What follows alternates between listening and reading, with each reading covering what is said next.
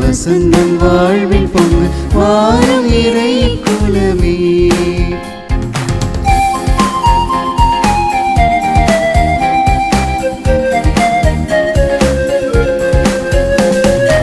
இரவினை தவித்திட்ட வேளையிலே முழு இரவாய் நிலமதில் நடந்தவரே, இடர்களில் துடித்திட்ட பொழுதினிலே எங்கள் இதயத்தில் மலர்ந்திடும் சுடரொளி.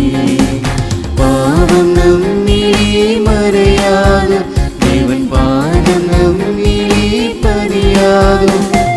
சோகங்கள் மறைந்திட அருள் புரிவார், இதயங்கள் தேடும் இதயங்கள் தனியே இறையருள் மலர. மனங்கள் பூக்கள் சிந்த வசந்தம் வாழ்வில் பொங்கு வாரும் இறை குலமே.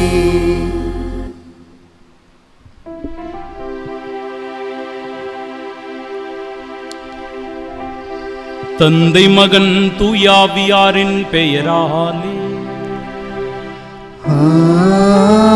ஆமென். நம் ஆண்டவராகிய இயேசு கிறிஸ்துவின் அருளும் கடவுளின் அன்பும் தூய ஆவியாரின் நட்புறவும் உங்கள் அனைவரோடும் இருப்பதாக.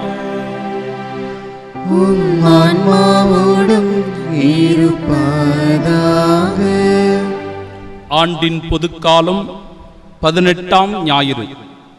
கடவுளே எனக்கு துணையாக வாரும், ஆண்டவரே எனக்கு உதவி செய்ய விரைந்து வாரும். நீரே எனக்கு துணை, நீரே என்னை விடுவிப்பவர்.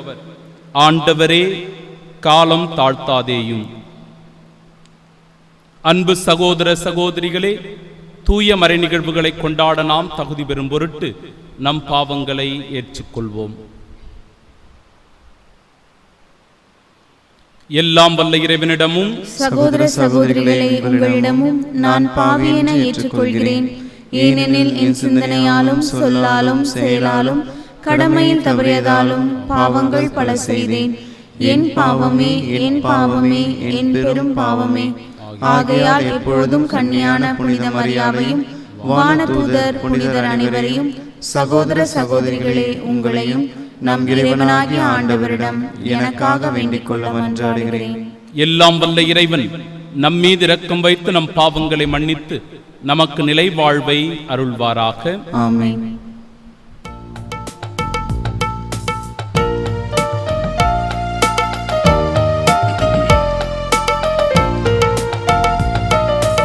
ஆண்டவரே இரக்கமாயிரும், ஆண்டவரே இரக்கமாயிரும். கிறிஸ்துவே இரக்கமாயிரும், கிறிஸ்துவே இரக்கமாயிரும். ஆண்டவரே இரக்கமாயிரும், ஆண்டவரே இரக்கமாயிரும்.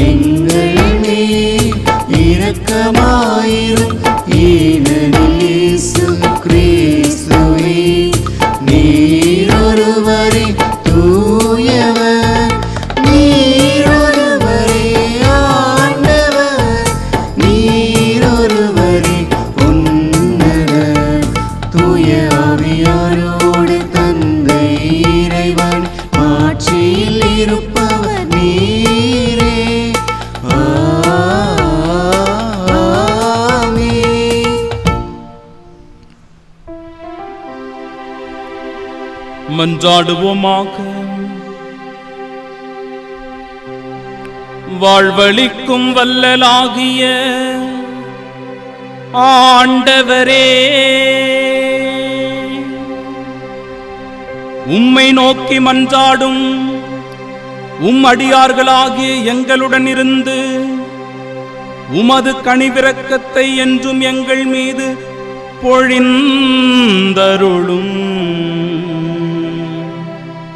இவ்வாறு எங்களை படைத்து வழிநடத்துகிறவர் நீரே என பெருமை கொள்ளும் எங்களுக்காக நீர் படைத்தவற்றை புதுப்பித்து புதுப்பித்தவற்றை பாதுகாத்தருள்வீராக.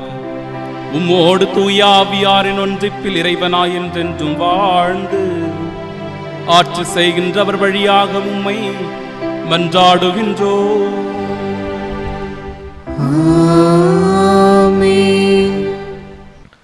முதல் வாசகம். விரைந்து வந்து உண்ணுங்கள். இறைவாக்கினர் எசாயா நூலிலிருந்து வாசகம். அதிகாரம் 55, இறைவசனங்கள் 1 முதல் 3 முடிய. இறைவன் கூறுவதாவது: தாகமாயிருப்பவர்களே, நீங்கள் அனைவரும் நீர்நிலைகளுக்கு வாருங்கள். கையில் பணமில்லாதவர்களே, நீங்களும் வாருங்கள். தானியத்தை வாங்கி உண்ணுங்கள். வாருங்கள், காசு பணமின்றி திராட்சை ரசமும் பாலும் வாங்குங்கள். உணவாக இல்லாத ஒன்றிற்காக நீங்கள் ஏன் பணத்தை செலவிடுகின்றீர்கள்? நிறைவு தராத ஒன்றிற்காக ஏன் உங்கள் உழைப்பை வீணாக்குகிறீர்கள்? எனக்கு கவனமாய் செவி கொடுங்கள். நல்லுணவை உண்ணுங்கள், கொழுத்ததை உண்டு மகிழுங்கள். எனக்கு செவி கொடுங்கள், என்னிடம் வாருங்கள், கேளுங்கள், அப்பொழுது நீங்கள் வாழ்வடைவீர்கள். நான் உங்களுடன் ஒரு என்றுமுள்ள உடன்படிக்கையை செய்து கொள்வேன். தாவீதுக்கு நான் காட்டிய மாறாத பேரன்பை உங்களுக்கும் காட்டுவேன். ஆண்டவரின் அருள்வாக்கு. இறைவனுக்கு நன்றி.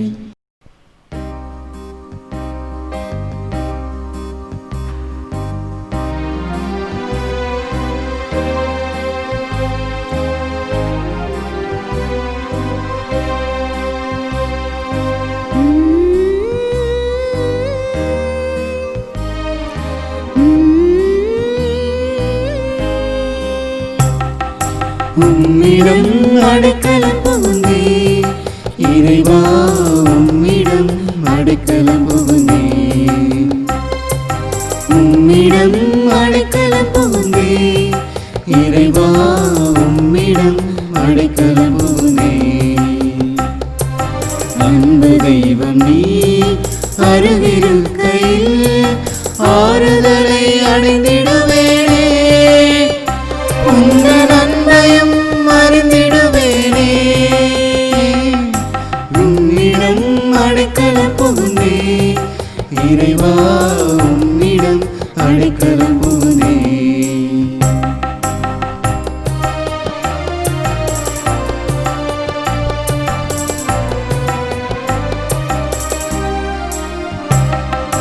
அன்பு செய்த உள்ளங்கள் அகன்று போகலாம், அழுகையும் கண்ணீரும் சொந்தமாகலாம்.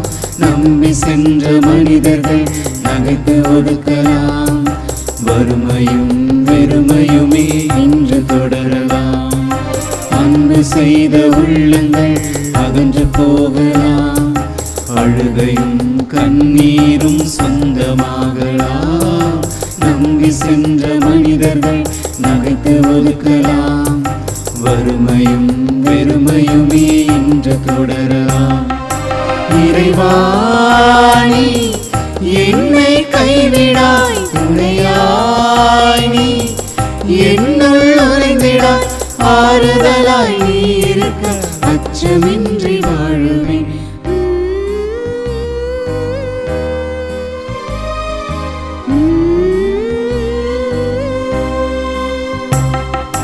உம்மிடம் அடைக்கலம் புகுந்தே, இறைவா உம்மிடம் அடைக்கலம் புகுந்தே. உம்மிடம் அடைக்கலம் புகுந்தே, இறைவா உம்மிடம் அடைக்கலம் புகுந்தே. இரண்டாம் வாசகம். எந்த படைப்பு பொருளும் கிறிஸ்துவின் அன்பிலிருந்து நம்மை பிரிக்க முடியாது. திருத்தூதர் பவுல் ரோமியருக்கு எழுதிய திருமுகத்திலிருந்து வாசகம். அதிகாரம் 8, இறை வார்த்தைகள் 35 மற்றும் 37 முதல் 39 முடிய. சகோதர சகோதரிகளே, கிறிஸ்துவின் அன்பிலிருந்து நம்மை பிரிக்கக்கூடியது எது? வேதனையா, நெருக்கடியா, இன்னலா, பட்டினியா, ஆடையின்மையா, இடரா, சாவா? எதுதான் நம்மை பிரிக்க முடியும்? ஆயினும் நம்மேல் அன்பு கூர்ந்தவரின் செயலால் மேற்கூறியவை அனைத்திலும் நாம் வெற்றி மேல் வெற்றி அடைகிறோம். ஏனெனில் சாவோ, வாழ்வோ, வானதூதரோ, ஆட்சியாளரோ, நிகழ்வனவோ, வருவனவோ, வலிமை மிக்கவையோ, உன்னதத்தில் உள்ளவையோ, ஆழத்தில் உள்ளவையோ, வேறெந்த படைப்போ நம் ஆண்டவர் கிறிஸ்து இயேசுவின் வழியாய் அருளப்பட்ட கடவுளின் அன்பிலிருந்து நம்மை பிரிக்கவே முடியாது என்பது என் உறுதியான நம்பிக்கை. ஆண்டவரின் அருள்வாக்கு. இறைவனுக்கு நன்றி.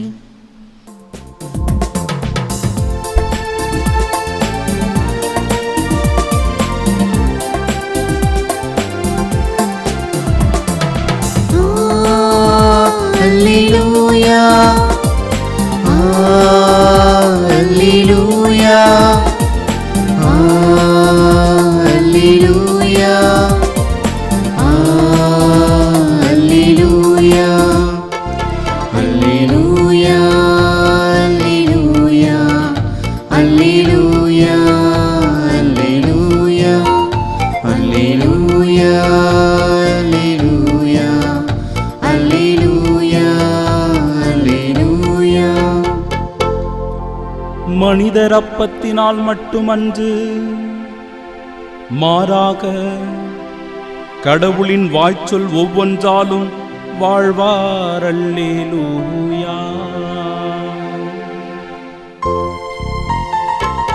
அல்லேலூயா, அல்லேலூயா, அல்லேலூயா, அல்லேலூயா.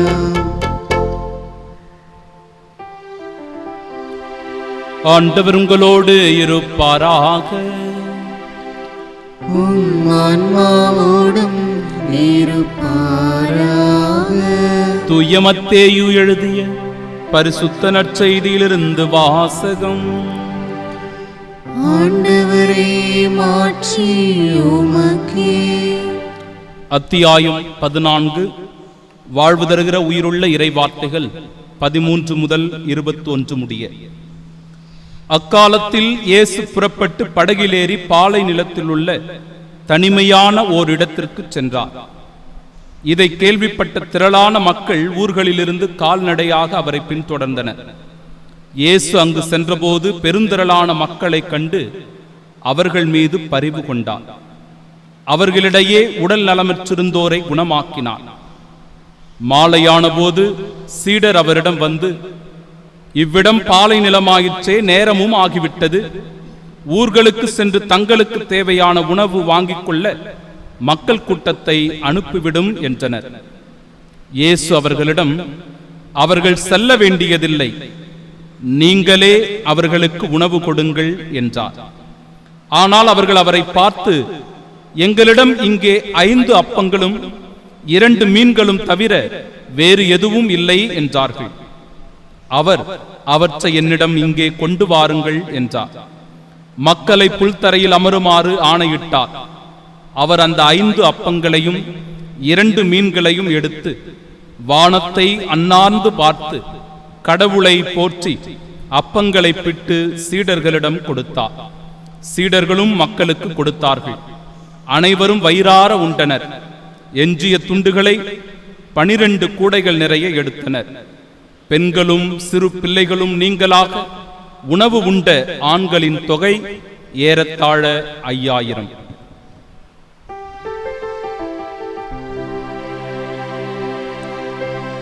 ஆண்டவரின் அருள்வாக்கு. கிறிஸ்துவே, உமக்கு புகழ். உணவை யாரும் வீணடிக்காதீர்கள். அது பட்டினி கிடக்கும் ஏழைகளின் கனவு. உணவை யாரும் வீணடிக்காதீர்கள், அது பட்டினி கிடக்கும் ஏழைகளின் கனவு. இந்த புதிய மாதத்தில் இயேசுவின் அன்பையும் அருளையும் ஆசிரையும் முதலில் உங்களுக்கு உரித்தாக்கிக் கொள்கிறேன். இந்த மறையுரையை கேட்பதற்கு முன்பாக என் அன்பிற்குரியவர்களே, இந்த காட்சியை ஒரு சில நிமிடங்கள் நீங்கள் பார்க்கும்படி அன்போடு கேட்டுக்கொள்கிறேன்.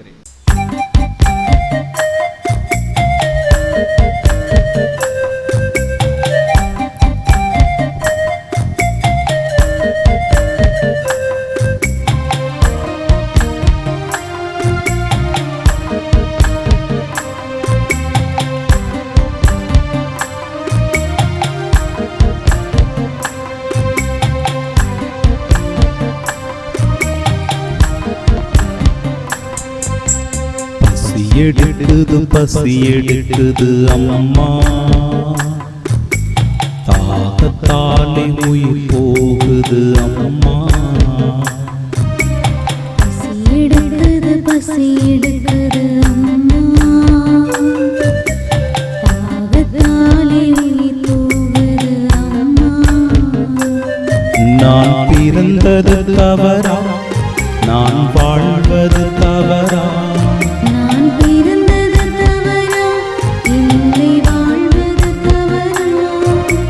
மனமே மனமே நீ சொல்வாயா?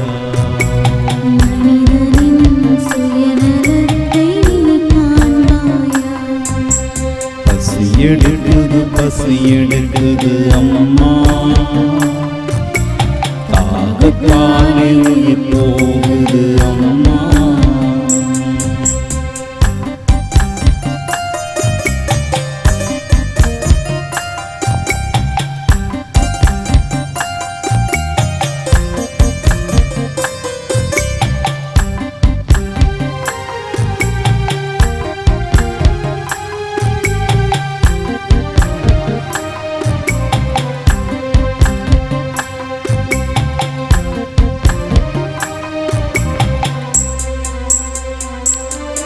இது உணவில்லாத உலகமா சொல்லு, இல்லை கருணை இல்லா இதயமா நீ சொல்லு.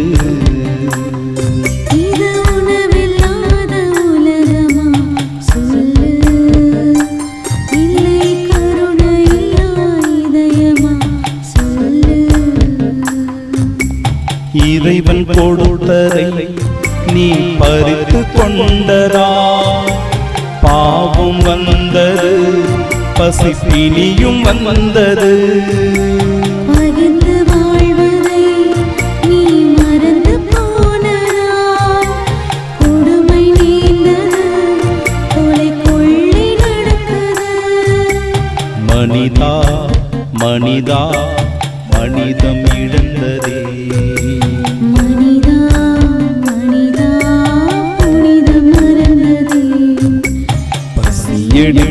பசி எடுக்குது அம்மா,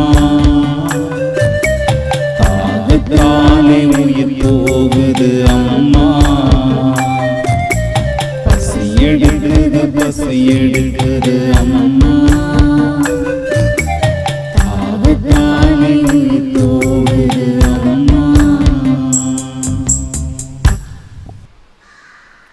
3 கருத்துக்களை இன்றைய மறையுரையின் வழியாக நாம் சிந்தித்து தியானிக்க இருக்கின்றோம். ஆண்டவருடைய விருந்தாக இந்த உணவானது நமக்கு கொடுக்கப்படுகிறது. இந்த விருந்தினை முதலில் விருந்து என்கிற தலைப்பிலே சிந்திக்க இருக்கிறோம். அதாவது நம்முடைய வயிற்று பசியினை போக்குகின்ற உணவு.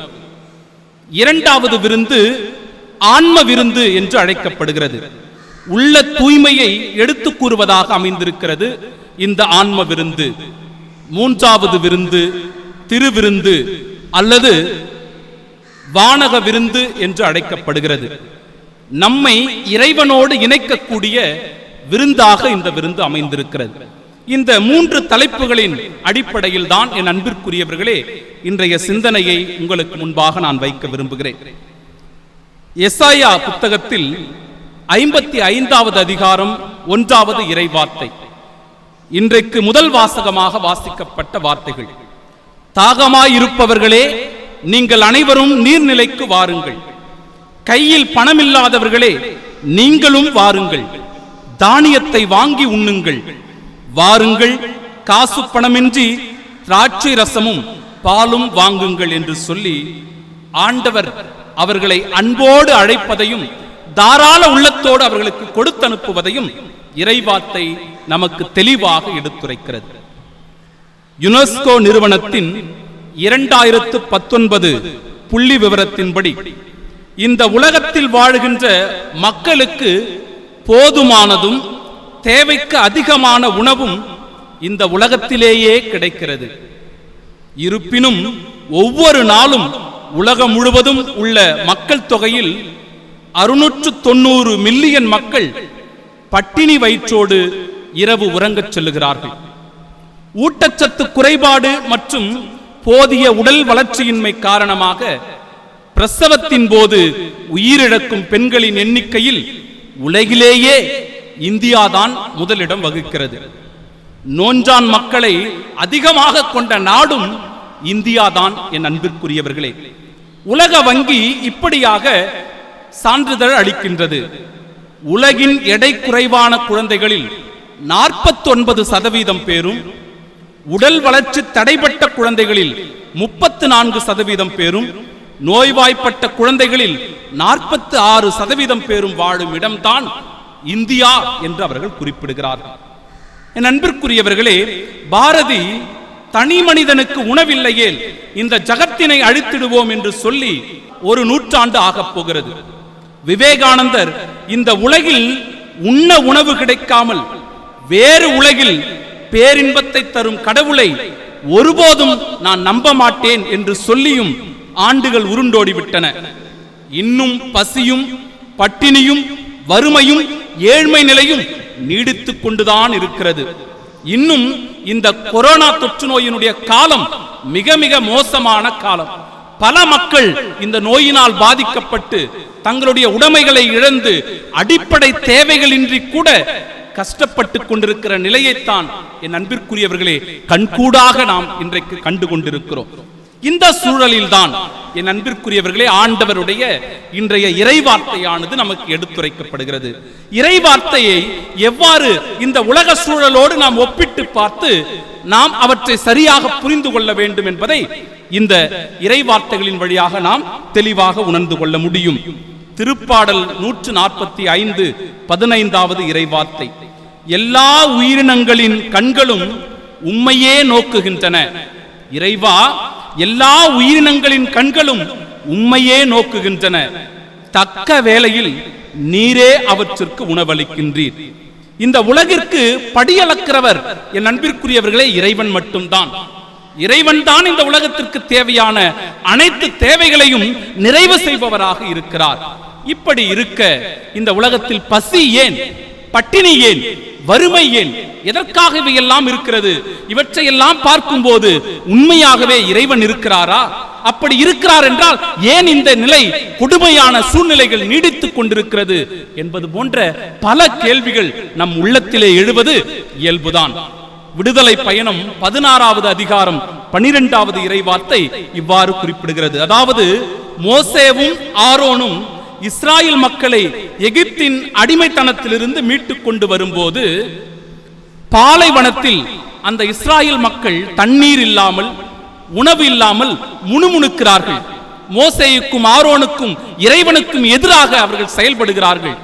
விடுதலை பயணம் 16வது அதிகாரம் 12வது இறைவார்த்தை அன்பிற்குரியவர்களே, இஸ்ராயேல் மக்களின் முறையீடுகளை நான் கேட்டுள்ளேன். ஆண்டவர் இவ்வாறு பேசுகிறார். இஸ்ராயேல் மக்களின் முறையீடுகளை நான் கேட்டுள்ளேன்.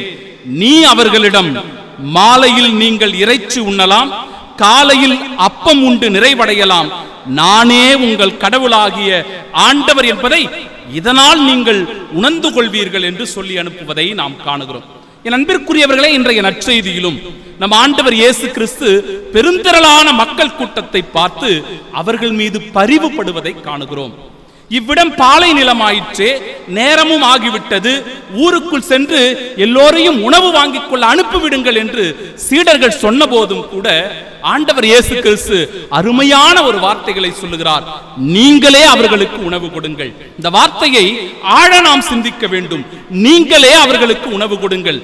பசியினால், பட்டினியினால், வறுமையினால் வாடிக்கொண்டிருக்கிற இந்த உலகத்திற்கு யார் உணவு கொடுக்க வேண்டும் என்றால், யார் அவர்களுடைய குறைகளை எல்லாம் தீர்க்க வேண்டும் என்றால் நீயும் நானும் தான். என் அன்பிற்குரியவர்களே, நாம் தான் இவற்றை செய்ய வேண்டும். ஆண்டவர் தெளிவாக உரைக்கிறார், நீங்களே அவர்களுக்கு உணவு கொடுங்கள் என்று கூறுவதை காணுகிறோம். உடனடியாக 5 அப்பங்களையும் 2 மீன்களையும் பகிர்ந்து கொடுத்து 5000 பேர் வயிறார உண்ணக்கூடிய உன்னதமான ஆசீர்வாதத்தை அவர்களுக்கு கொடுப்பதை நாம் காணுகிறோம். அன்பிற்குரியவர்களே, செய்தி இதுதான். இந்த உலகத்திற்கு படி அளக்கிறவன் இறைவன். பின்பு ஏன் பசி, பட்டினி, வறுமை என்று கேள்வி கேட்கிறோம் அல்லவா? இந்த உலகத்திற்கு தேவையான உணவை என் அன்பிற்குரியவர்களே இறைவன் நிறைவாகவே நமக்கு கொடுத்திருக்கிறார். ஆனால் நம்முடைய சுயநலமும் நம்முடைய பேராசையும் தான் இந்த உலகத்தினுடைய பசிக்கும், பட்டினிக்கும், வறுமைக்கும் காரணம் என்பதை நாம் புரிந்து கொள்ள வேண்டும். லூக்கா நற்செய்தி 12வது அதிகாரம் 18வது இறைவார்த்தை மனிதன் எவ்வாறு பேராசை கொண்டு வாழ்கிறான் என்பதை எடுத்து கூறுகிறது. என் நெஞ்சமே, உனக்கு பல்லாண்டுகளுக்கு வேண்டிய பல வகை உணவுப் பொருட்கள் வைக்கப்பட்டுள்ளன, நீ ஓய்வெடு, உண்டு குடித்து மகிழ்ச்சியில் திளைத்திடு என்கிற பேராசை உள்ள மனிதனுடைய குணநலனை எடுத்து கூறுவதாக அமைந்திருக்கிறது. லூக்கா நற்செய்தி 16வது அதிகாரம் 21வது இறைவார்த்தை என் அன்பிற்குரியவர்களே, இந்த இடத்தில் மனிதன் எவ்வாறு சுயநலமாக செயல்படுகிறான் என்பதை எடுத்து கூறுகிறது.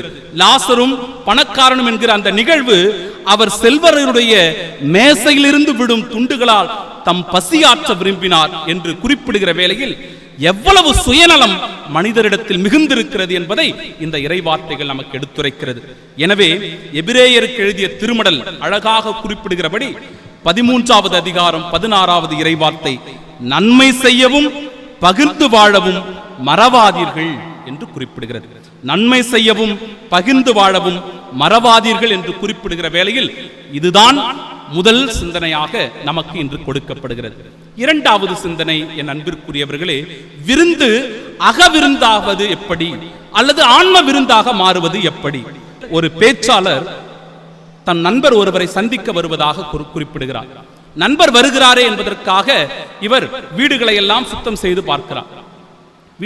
வீட்டில் ஏதோ ஒரு துர்நாற்றம் வந்து கொண்டே இருக்கிறது. ஐயோ, நண்பர் வருகிறாரே, இந்த நேரம் பார்த்து ஏதோ துர்நாற்றம் வீசுகிறதே, என்ன செய்வது என்று தெரியவில்லையே என்று நினைத்தவர் ரூம் ஸ்ப்ரே எடுத்து வீடு முழுவதும் அடித்து விடுகிறார். நண்பரும் அந்த நேரம் பார்த்து உள்ளே வந்து விடுகிறார். இருவரும் அமர்ந்து பேசிக் கொண்டிருக்கிறார்கள். அவர்கள் அவ்வாறு பேசிக் கொண்டிருக்கும் போது அந்த பேச்சாளர் இவ்வாறு சொல்லுகிறார், திடீரென்று இந்த வீட்டில் ஏதோ ஒரு நாற்றம் வருகிறதே, துர்நாற்றம் வீசுகிறதே, உங்களுக்கு தெரியவில்லையா என்று கேட்கிற போது அந்த நண்பர் சொன்னாராம், இவ்வளவு நேரம் ஒன்றும் இல்லை, நீங்கள் வந்த பிறகு இப்பதான் வருது அப்படின்னு சொன்னாராம். அப்பொழுது ஆச்சரியப்பட்டு போன அந்த பேச்சாளர் திடீரென்று அந்த இடத்தை எல்லாம் கொஞ்சம் கொஞ்சமாக நகர்த்தி பார்த்தாராம். அப்பொழுது சோஃபா கடியில் ஒரு எலி ஒன்று செத்து கிடந்ததாம். 2 நாட்கள் ஆகிறது போன்று. அந்த எலியை தூக்கி வெளியே வீசுங்கள், நாற்றம் போகும் என்று சொன்னவர் ரூம் ஸ்ப்ரேவோ ஊதுபத்தியோ அல்லது நறுமண பொருட்களோ இந்த இடத்தில் மனம் பரப்பாது, இந்த எலியை தூக்கி வீசினால்தான் அன்பிற்குரியவர்களே அந்த நாற்றத்தை அந்த இடத்திலிருந்து அகற்ற முடியும் என்று சொன்னாராம். அப்படி சொன்னவர் ஒரு ஆழமான கருத்தையும் அந்த இடத்திலே முன்வைக்கிறார். நம் உள்ளத்தில் இருக்கின்ற கோபமும் பொறாமையும் தீய எண்ணமும் காழ்ப்புணர்ச்சியும் பழிவாங்குதலும் ஆணவமும் அகங்காரமும் உள்ளத்திலே சூழ்ந்திருக்கிற வேளையில் நிச்சயமாக அது துர்நாற்றம் வீசும்.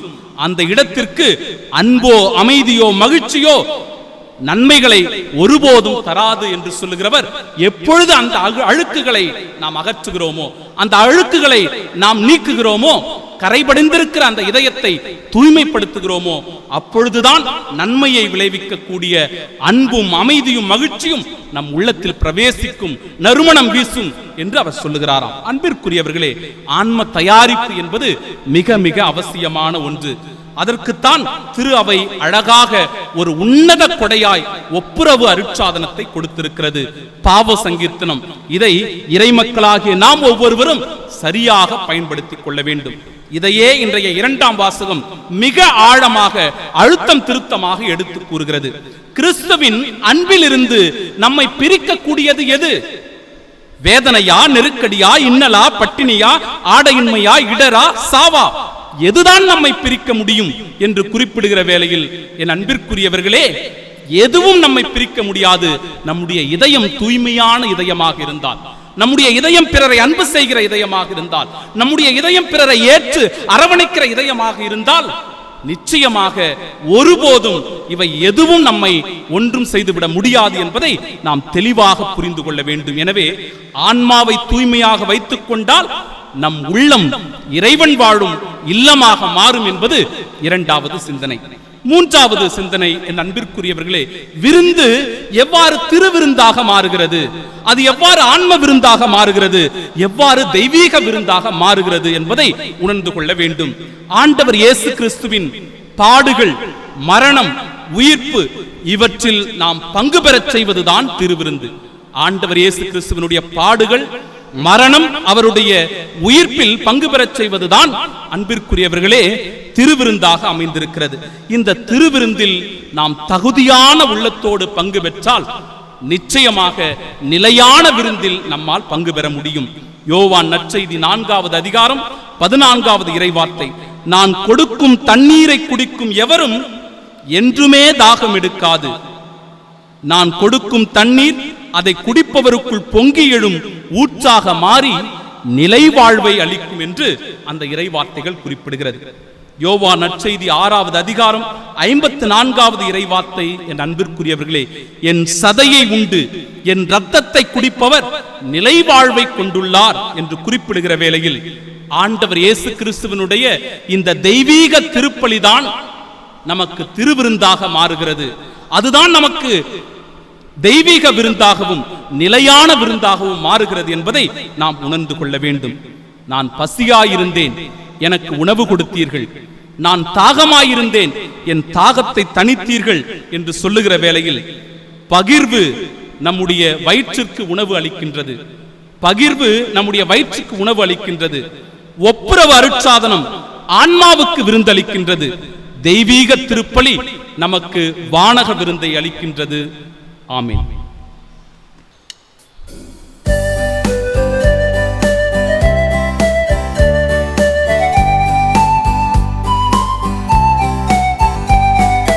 விண்ணையும் மண்ணையும் படைத்தவராம் கடவுள் ஒருவர் இருக்கின்றார். தந்தை, மகன், தூய ஆவியராய் ஒன்றாய் வாழ்வோரை நம்புகிறேன். தூய ஆவியின் வல்லமையால் இறைமகன் நமக்காய் மனிதரானார். கன்னி மரியிடம் பிறந்தவராம் இயேசுவை உறுதியாய் நம்புகிறேன். பிலாத்துவின் ஆட்சியில் பாடுபட்டார், சிலுவையில் இறந்து அடக்கப்பட்டார். 3ஆம் நாளில் உயிர்த்தெழுந்தார். இறப்பின் மீது வெற்றி கொண்டார். விண்ணகம் வாழும் தந்தையிடம் அரியணை கொண்டு இருக்கின்றார். உலகம் முடியும் காலத்திலே நடுவராய் திரும்பவும் வந்திடுவார். தூய ஆவியாரை நம்புகிறேன்.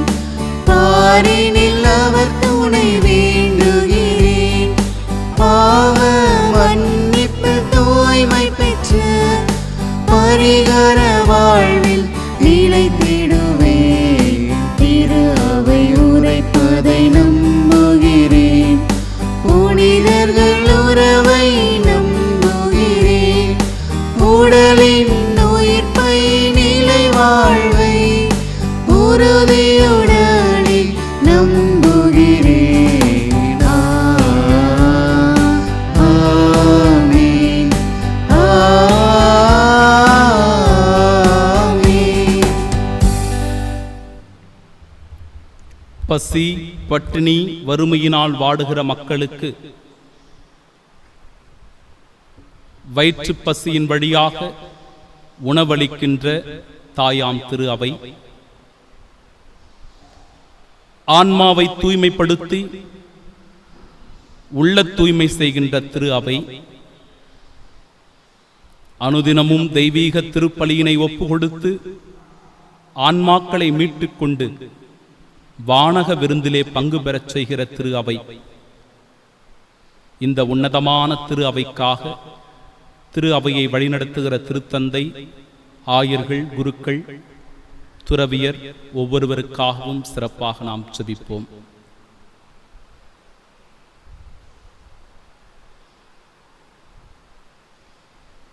உலகம் நவீன காலத்தில் இருந்தாலும் இன்னும் கூட பசியோடு, பட்டினியோடு, வேதனையோடு வாழ்ந்து கொண்டிருக்கிற மக்கள் இருந்து கொண்டுதான் இருக்கிறார்கள். இந்த ஏழை எளிய மக்களுக்காக, வறுமையில் வாடுவோருக்காக சிறப்பாக நாம் ஜெபிப்போமாக. ஆண்டவர் அவர்களுடைய அடிப்படை தேவைகளை நிறைவு செய்ய உன்னதமான பாக்கியத்தை அவர்கள் பெற்றுக்கொள்ள உருக்கத்தோடு நாம் ஜெபிப்போமாக. நாம் ஒவ்வொருவரும் பிறருக்கு பகிர்ந்து கொடுக்கிற நல் உள்ளத்தை பெற்றுக்கொள்ள ஆண்டவருடைய அருள் வரங்களை வேண்டி மன்றாடுவோமாக. கொரோனா தொற்று நோயினால் பாதிக்கப்பட்டிருக்கிற இந்த உலகம் மிக விரைவில் அதிலிருந்து மீண்டு வர இறைவனுடைய இரக்கத்திற்காக, கருணைக்காக உருக்கத்தோடு ஜெபிப்போமாக. இந்த தெய்வீக திருப்பலியில் பங்கு பெற முடியாமல் வீடுகளிலேயே இருக்கின்ற இறை மக்களுக்காக மன்றாடுவோம். இந்த தெய்வீக திருவிருந்தில் பங்கு பெற முடியாமல் தவித்துக் கொண்டிருக்கிற பெரியோர்கள், உடல் நோய்வாய்ப்பட்டிருக்கிறவர்கள் ஒவ்வொருவருக்காகவும் சிறப்பாக இவ்வேளையில் உருக்கத்தோடு மன்றாடுவோமாக.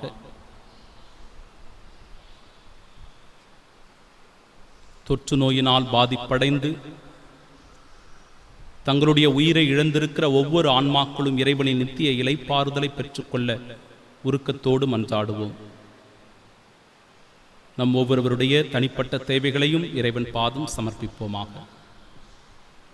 இந்த மன்றாட்டுக்களை எல்லாம் எங்கள் ஆண்டவராகிய இயேசு கிறிஸ்து வழியாக உம்மை பார்த்து வேண்டி மன்றாடி செபிக்கிறோம் நல்ல பிதாவே, ஆமென்.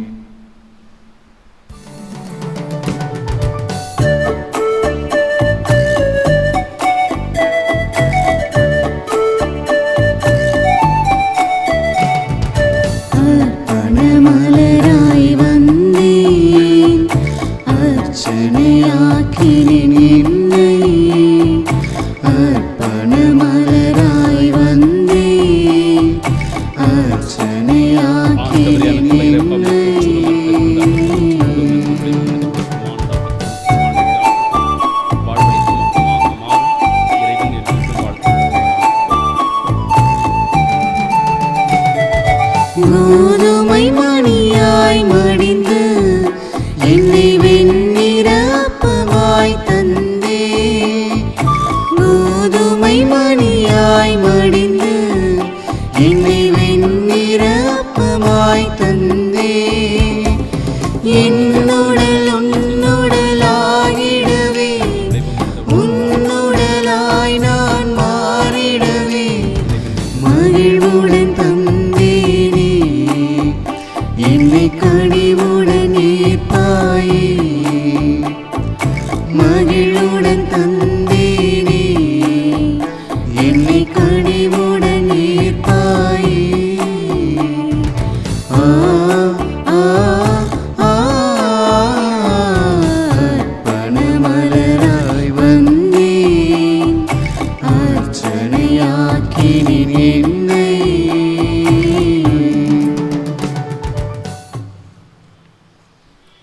பேரன்புமிக்க சகோதர சகோதரிகளே, என்னுடையதும் உங்களுடையதுமான இப்பலி எல்லாம் வல்ல இறைவனுக்கு உகந்ததாகும்படி மன்றாடுங்கள். ஆண்டவர் தமது பெயரின் புகழ்ச்சிக்காகவும் மாட்சிக்காகவும் நமது நன்மைக்காகவும் புனித திரு அவை அனைத்து நலனுக்காகவும் உமது கையிலிருந்து இப்பலியை ஏற்றுக்கொள்வாராக. ஆண்டவரே, இக்காணிக்கைகளை கனிவுடன் புனிதப்படுத்தி அருள உம்மை வேண்டுகின்றோம். இந்த ஆன்மீக பலியின் காணிக்கையை ஏற்று எங்களை உமக்கு நிலையான கொடையாக மாற்றுவீராக. எங்கள் ஆண்டவராகிய இயேசு கிறிஸ்து வழியாக உம்மை மன்றாடுகின்றோம். ஆமென். ஆண்டவர் உங்களோடு இருப்பாராக. உம் ஆன்மாவோடும் இருப்பாராக. இதயங்களை மேலே எழுப்புங்கள். ஆண்டவரிடம் எழுப்பியுள்ளோம். நம் இறைவனாகிய ஆண்டவருக்கு நன்றி கூறுவோம். அது தகுதியும் நீதியும் ஆனதே. ஆண்டவரே, தூயவரான தந்தையே, என்றும் வாழும் எல்லாம் வல்ல இறைவா, என்னாலும் எவ்விடத்திலும் நாங்கள் உமக்கு நன்றி செலுத்துவது மெய்யாகவே தகுதியும் நீதியுமாகும். எங்கள் கடமையும் மீட்புக்குரிய செயலுமாகும்.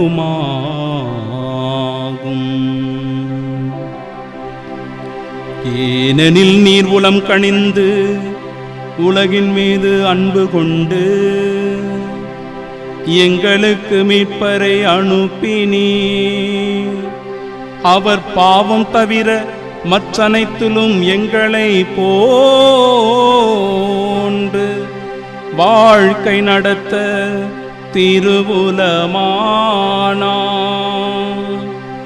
இவ்வாறு நீர் உம் திருமகனிடம் செலுத்திய அன்பை எம்மீதும் செலுத்தினீர். நாங்கள் கீழ்ப்படியாமையா பாவம் செய்து இழந்த உம்முடைய கொடைகளை அவருடைய கீழ்ப்படிதலினால் மீண்டும் பெற்று கொண்டோ. ஆகவே இறைவா, வானகத் தூதர் புனிதர் அனைவரோடும் சேர்ந்து நாங்களும் உமது பெருமையை பறைசாற்றி அக்களிப்புடன் பாடுவதாவது.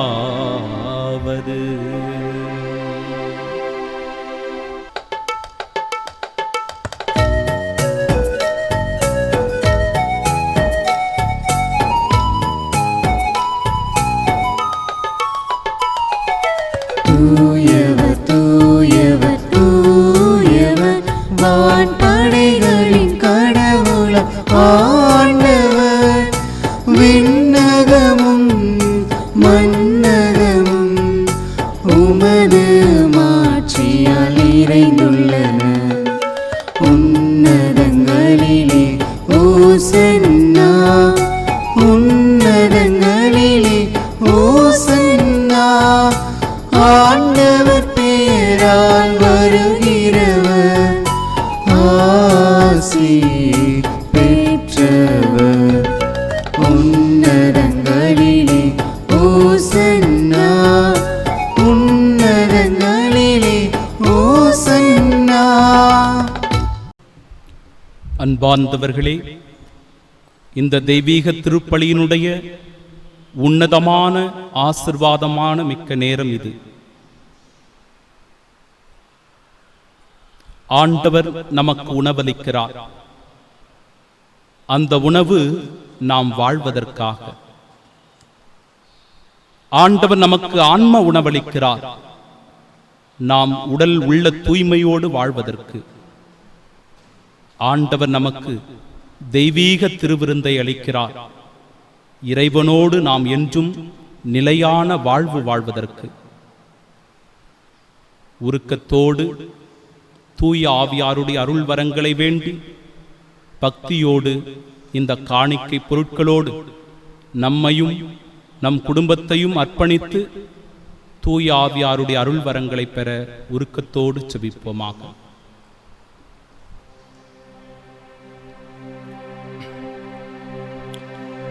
ஆண்டவரே, நீர்மையாகவே தூயவர், தூய்மை அனைத்திற்கும் ஊற்று. ஆகவே உம்முடைய ஆவியை பொழிந்து இக்காணிக்கைகளை தூய்மைப்படுத்த உம்மை வேண்டுகின்றோ. இவ்வாறு எங்கள் ஆண்டவர் இயேசு கிறிஸ்துவின் உடலும் இரத்தமுமாக எங்களுக்கு இவை மாறுவனவா. அவர் பாடுபட உளம் கனிந்து தம்மை கையளித்த போது அப்பத்தை எடுத்து உமக்கு நன்றி செலுத்தி அதை பிட்டு தம் சீடர்களுக்கு அளித்து அவர் கூறியதாவது: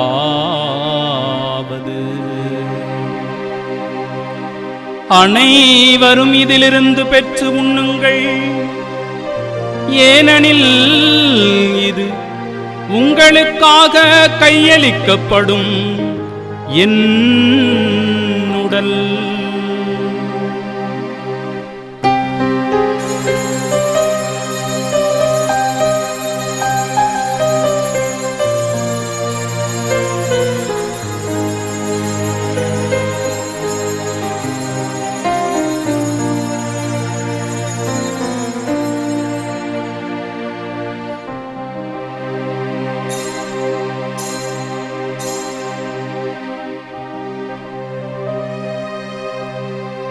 அவ்வண்ணமே இரவு விருந்தை அருந்திய பின் கிண்ணத்தையும் எடுத்து மீண்டும் உமக்கு நன்றி கூறி தாம் நேசித்து அன்பு செய்த சீடர்களுக்கு அளித்து அவர் கூறியதாவது: அனைவரும் இதிலிருந்து பெற்று பருகுங்கள், ஏனெனில் இது புதிய நிலையான உடன்படிக்கைக்கு உரிய என் இரத்தத்தின் கிண்ணம். இது பாவ மன்னிப்புக்கென்று உங்களுக்காகவும் பலருக்காகவும் சிந்தப்படும். இதை என் நினைவாக செய்யுங்கள்.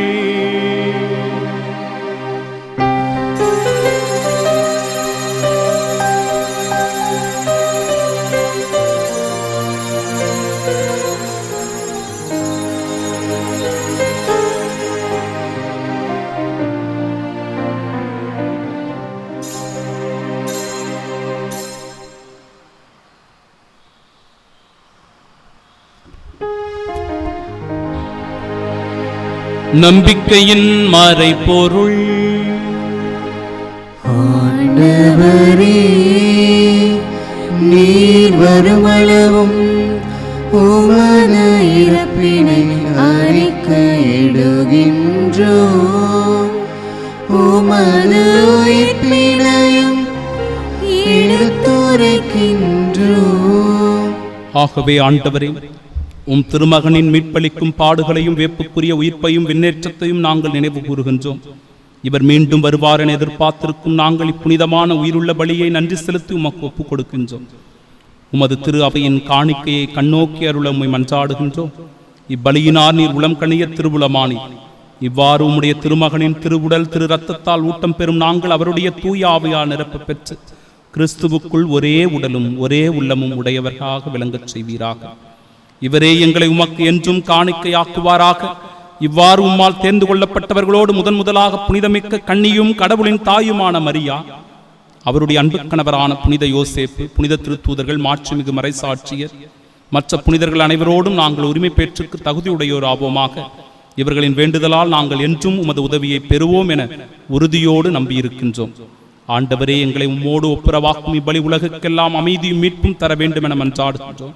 இவ்வுலகில் பயணம் செய்யும் ஒரு திரு அவையை சிறப்பாகும் அடியாராக எங்கள் திருத்தந்தை பிரான்சிஸ், எங்கள் பேராயர் சார்ஜ் அந்தோணிசாமி, ஏனைய ஆயர்கள், திருநிலையினர், உமக்கு சொந்தமான மக்கள் ஆகிய அனைவரையும் நம்பிக்கையிலும் அன்பிலும் உறுதி பெறச் செய்வீராக. நீர் விரும்பியபடியும் திருமுன் இருக்கிற குடும்பத்தின் வேண்டுதல்களுக்கு கனிவுடன் செவிசாய்த்தருளும். கனிவுள்ள தந்தையே, எங்கும் சிதறுண்டிருக்கும் உம்முடைய பிள்ளைகளை கனிவுடன் உம்மோடு சேர்த்துக் கொள்ளும். இறந்து போன எங்கள் சகோதர சகோதரிகளையும், உமக்கு உகந்தவர்களாய் வாழ்ந்து உலகை விட்டுச் சென்ற அனைவரையும் உமது ஆட்சியில் கனிவுடன் ஏற்றருளும். நாங்களும் அங்கு வந்து சேர்ந்து அவர்களோடு உமது ஆட்சியால் என்றும் மன நிறைவு அடைவோம் என எங்கள் ஆண்டவராகிய இயேசு கிறிஸ்து வழியாக எதிர்நோக்கி இருக்கிறோம். இவர் வழியாக நீர் உலகுக்கு எல்லா நன்மைகளையும் வழங்குகின்றீர்.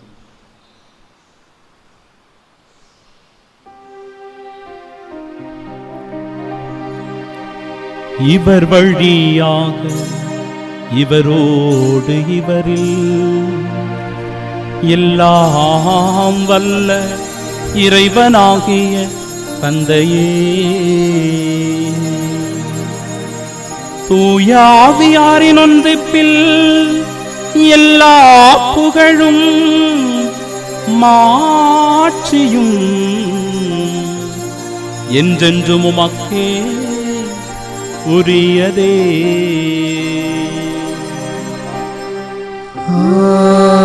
ஆமென், ஆமென், ஆமென்.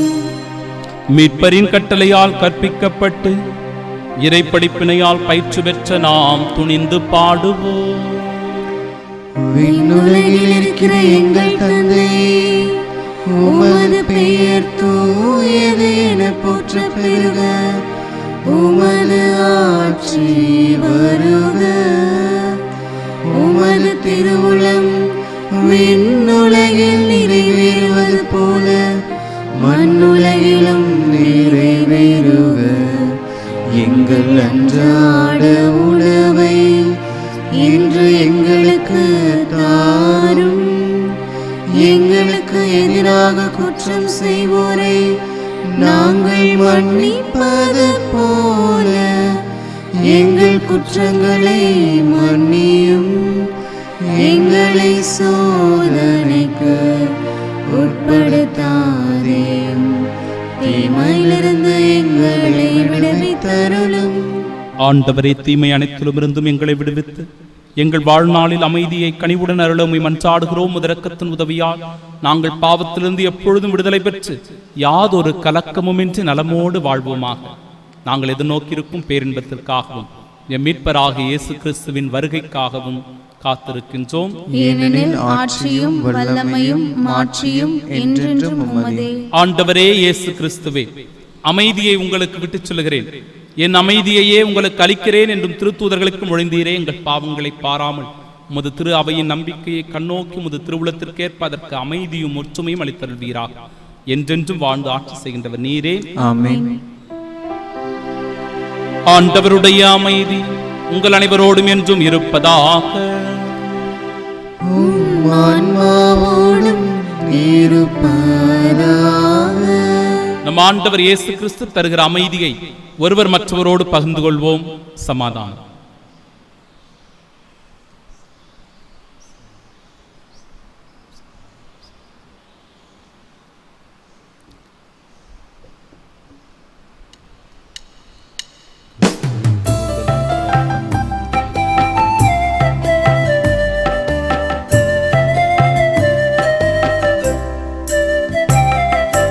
உலகின் பாவம் போக்கும் தேவ செம்மறியே, எங்கள் மேல் தயவாயிரும். உலகின் பாவம் போக்கும் தேவ செம்மறியே, எங்கள் மேல் தயவாயிரும். உலகின் பாவம் போக்கும் தேவ செம்மறியே, உமது அமைதியை எமக்கு அருளுமே. இதோ இறைவனின் செம்மறி, இதோ உலகின் பாவங்களை போக்குபவர். செம்மறியின் விருந்திற்கு அழைக்க பெற்ற நாம் பேறு பெற்றோர். ஆண்டவரே, நீர் என் இல்லத்தில் எழுந்தருள நான் தகுதியற்றவள். ஆனால் ஒரு வார்த்தை மட்டும் சொல்லியருளும், எனது ஆன்மா நலமடையும். கிறிஸ்துவின் திருவுடலும் திரு ரத்தமும் நம்மை காத்து நிலை வாழ்வை நமக்கு அருள்வதாக. ஆமென்.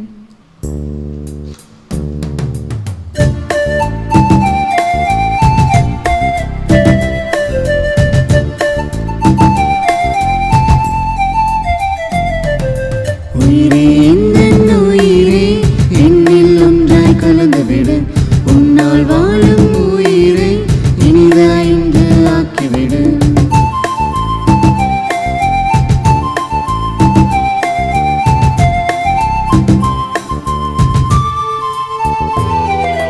பாலைவன பயிராய் வாழி நின்ற வேளை, பாய்ந்து வரும் வெள்ளமாய் நீ ஆகினாய். சாய்ந்து போன நிலையில் நான் நின்ற வேளை, கனி கொடுக்கும் மரமாக நீ மாற்றினாய். உயிரே உயிரே, என்னில் நின்று கலந்திடவா. உறவே உறவே, என்னில் நின்று மகிழ்ந்திடவா. உயிரே உயிரே, என்னில் நின்று கலந்திடவா. உறவே உறவே, என்னில் நின்று மகிழ்ந்திடவா. இன்வாடிய நெஞ்சம் முந்தன் வரவா எளிதாய் பூ பூக்கும். இன்வாடிய நெஞ்சம் முந்தன் வரவா எளிதாய் பூ பூக்கும். உயிரே எந்தன் உயிரே, என்னில் ஒன்றாய் கலந்துவிடு. உன்னால் வாழும் உயிரை இனிதாய் இன்று ஆக்கிவிடு. ஆசை திருவிருந்திற்கான ஜெபம். ஆண்டவரே, நீர் என் இல்லத்தில் எழுந்தருள நான் தகுதியற்றவன். ஆனால் ஒரு வார்த்தை மட்டும் சொல்லியருளும் என்று நூற்றுவர் தலைவன் ஜெபித்தது போல நாங்களும் இப்போது உம் திருப்பாதம் பணிந்து வேண்டுகிறோம். இனிய இயேசுவே, நாங்கள் தகுதியற்றவர்களாய் இருந்தாலும் எங்கள் தகுதியின்மையை பாராமல் நீர் எங்கள் உள்ளங்களில் எழுந்து வாரும். உம் அன்பிலும் அருளிலும் நாங்கள் நிலைத்திருக்க எம் முன் எழுந்து வாரும். உம் பிள்ளைகளாகிய உயிருள்ள உண்மை சாட்சிகளாக உமது நற்செய்தியின்படி வாழ்பவர்களாக எங்களை உருமாற்ற வாரும். தந்தையின் திருவுளப்படி வாழ்ந்திட எங்களுக்கு துணை புரிந்திட வாரும். நன்மை செய்வதில் ஆர்வம் உள்ளவர்களாய் தீமைகள் அனைத்திலிருந்தும் விடுதலை பெற்றவர்களாய் வாழவும் எங்களை வழிநடத்த வாரும். எல்லா நலன்களாலும் பலங்களாலும் எங்களை நிரப்ப வாரும். ஆமென். வாழ்வு தரும் உணவு நானே என்கிறார் ஆண்டவர். என்னிடம் வருபவருக்கு பசியே இராது, என்னிடம் நம்பிக்கை கொண்டிருப்பவருக்கு என்றுமே தாகம் இராது. மன்றாடுவோமாக. ஆண்டவரே, விண்ணக கொடையால் புதுப்பிக்க பெற்ற நாங்கள் உமது முடிவில்லா உதவியையும் உடனிருப்பையும் பெற்றுக்கொள்ள செய்தருளும். எங்களை என்றும் கனிவுடன் காக்கத் தவறாத நீர் நிலையான மீட்புக்கு எங்களை தகுதி உள்ளவர் ஆக்குவீராக. எங்கள் ஆண்டவராகிய இயேசு கிறிஸ்து வழியாக உம்மை மன்றாடுகின்றோம்.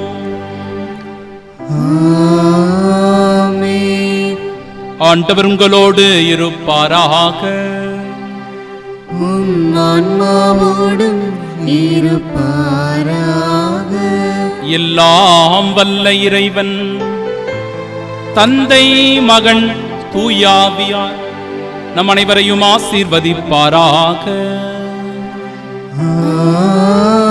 ஆமென். இறைவன் தருகின்ற விருந்தை உண்டு ஆன்மாவை தூய்மைப்படுத்தி வானக உணவிற்கு தயார் செய்ய சென்று வாழுவோம். வாழ்வின் பலி தொடரட்டும். இறைவனுக்கு நன்றி.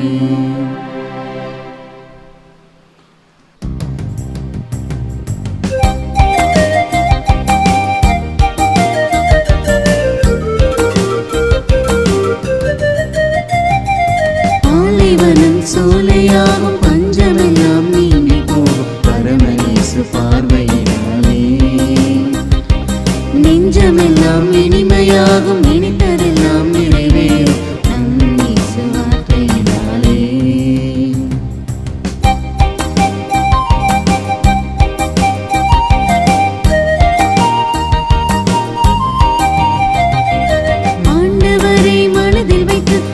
அனைத்தையும் நான் செய்யும் போது பாதைகளை அவர் செம்மையாக்குவார். ஆண்டவரை மனதில் வைத்து அனைத்தையும் நான் செய்யும் போது பாதைகளை அவர் செம்மையாக்குவார். அவரை நோக்கி பார்ப்பவர்கள் அவமானம் அடைவதில்லை, ஆயிரமாய் ஆசை பெறுவார், ஆனந்தம் அடைந்திடுவார். பாலைவனம் சோலையாகும், பஞ்சமெல்லாம் நீங்கி போகும் பரமநேசு பார்வையினாலே. நெஞ்சமெல்லாம் இனிமையாகும், நினைத்ததெல்லாம் நிறைவேறும் பரமநேசு பார்வையினாலே.